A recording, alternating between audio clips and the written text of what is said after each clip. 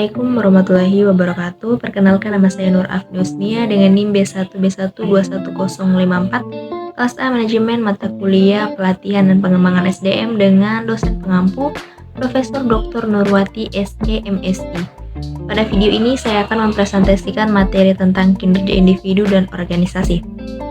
Langsung saja, pengertian dan ruang lingkup kinerja. Kinerja berasal dari pengertian performance. Ada pula yang memberikan pengertian performance sebagai hasil kerja, prestasi kerja maupun produktivitas. Namun sebenarnya kinerja mempunyai makna yang lebih luas, bukan hanya hasil kerja tetapi termasuk bagaimana proses berlangsung. Dengan demikian, kinerja adalah melakukan pekerjaan dan hasil yang dapat dicapai dari pekerjaan tersebut. Kinerja adalah tentang apa yang dikerjakan dan bagaimana cara mengerjakannya.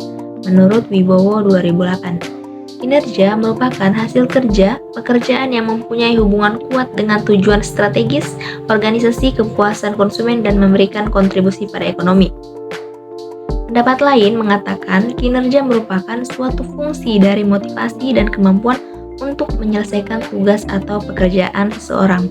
Sepatutnya memiliki derajat kesediaan dan tingkat kemampuan tertentu, menurut Rival 2005.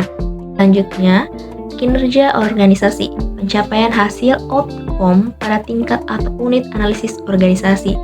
Kinerja pada tingkat organisasi ini terkait tujuan organisasi, rencangan organisasi, dan manajemen organisasi.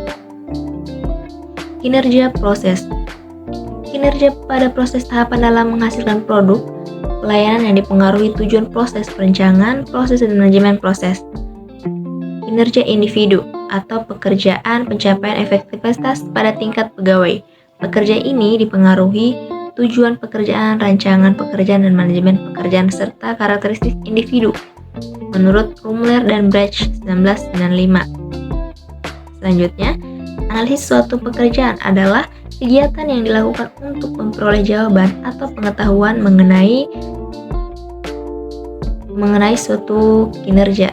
Menurut Rival 2005, yang pertama itu bagaimana cara meningkatkan prestasi yang berhasil dalam jabatan secara keseluruhan. Yang kedua, tingkat keterampilan atau ilmu pengetahuan yang diperlukan untuk melaksanakan tugas-tugasnya. Yang ketiga, menetapkan hal-hal yang merupakan hambatan, bagaimana mereka mengenalnya, apa yang menyebabkan terjadi kasus-kasus tersebut, dan apa yang harus dilakukan untuk menghindari atau memperbaiki kesalahan. Dan yang keempat, teknik pemberian instruksi dan jenis serta lamanya suatu masa kerja yang diperlukan untuk menjadi seorang ahli dalam setiap jenis pekerjaan. Selanjutnya, garis besar kategori arti kinerja. Yang pertama itu, kinerja merupakan catatan hasil yang diproduksi atau dihasilkan atas fungsi pekerjaan tertentu atau aktivitas selama periode waktu tertentu. Kinerja sebagai hasil bukan karakter, sifat, dan perilaku, menurut Bernardin 2001. Kinerja sebagai hasil juga terkait dengan produktivitas dan efektivitas, menurut Richard 2003. Produktivitas merupakan hubungan antara jumlah barang dan jasa yang dihasilkan dengan jumlah pegawai, modal, dan sumber daya yang digunakan dalam produksi, menurut Miner 1988. Baik, slide selanjutnya.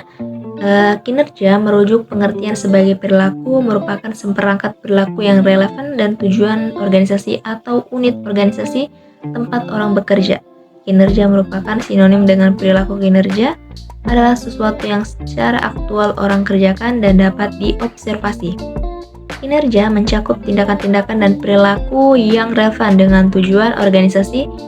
Kinerja bukan konsekuensi atau hasil tindakan, melainkan tindakan itu sendiri, atau Campbell 1993 dalam Richard 2003. Slide selanjutnya, tujuan kinerja. Nah, menurut Kamus Manajemen atau Mutu, tujuan kinerja atau performance goals adalah yang pertama itu keluaran atau output terbesar individu atau organisasi yang dihasilkan dari kinerja yang dapat diukur dan diinginkan. Sedangkan menurut Wibowo 2007, tujuan kinerja adalah menyesuaikan harapan kinerja individual dengan tujuan organisasi.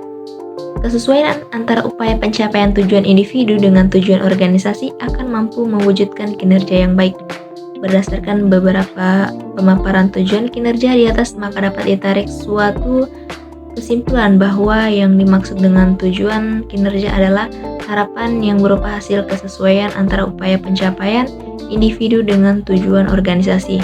Dalam hal ini, tujuan organisasi aparat pemerintah. Slide selanjutnya. Menurut Wibowo 2007, 101-104 terdapat 7 indikator kerja yang sangat penting yang perlu diperhatikan, yaitu yang pertama, tujuan. Tujuan merupakan suatu keadaan yang lebih baik yang ingin dicapai di masa akan datang. Dengan demikian, tujuan menunjukkan arah kemana ke masa kerja harus dilakukan. Atas dasar arah tersebut, dilakukan kinerja untuk mencapai tujuan. Untuk mencapai tujuan diperlukan kinerja individu, kelompok, dan organisasi. Yang kedua itu standar. Standar mempunyai arti penting karena memberitahukan kapan suatu tujuan dapat diselesaikan. Standar merupakan suatu ukuran apakah tujuan yang diinginkan dapat tercapai. Tanpa standar, tidak dapat diketahui kapan suatu tujuan tercapai. Yang ketiga, umpan balik.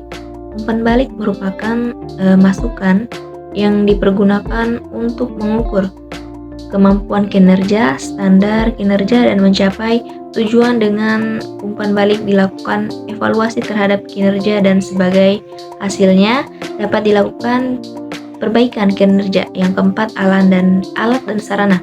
Alat dan saran merupakan sumber daya yang dapat dipergunakan untuk membantu menyelesaikan tujuan dengan sukses.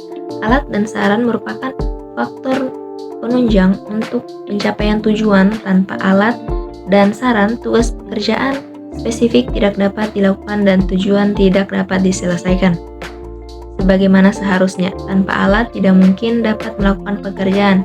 Yang kelima, kompetensi. Kompetensi merupakan persyaratan utama dalam kinerja. Kompetensi merupakan kemampuan yang dimiliki oleh seseorang untuk menjalankan pekerjaan yang diberikan kepadanya dengan baik. Orang harus melakukan lebih dari sekedar belajar tentang sesuatu. Orang harus dapat melakukan pekerjaan dengan baik. Kompetensi memungkinkan seseorang mewujudkan tugas yang berkaitan dengan pekerjaan yang diperlukan untuk mencapai tujuan. Yang keenam, motif. Motif merupakan alasan atau pendorong bagi seseorang untuk melakukan sesuatu atas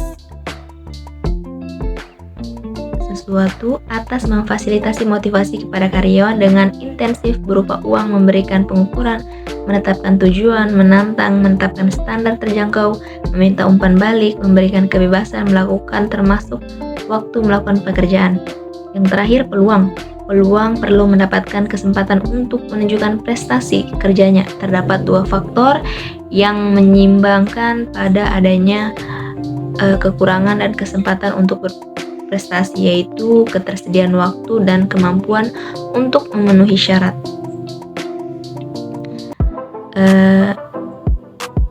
Sekian presentasi saya, kurang dan lebihnya mohon dimaafkan. Saya tutup dengan ucapan wassalamualaikum warahmatullahi wabarakatuh.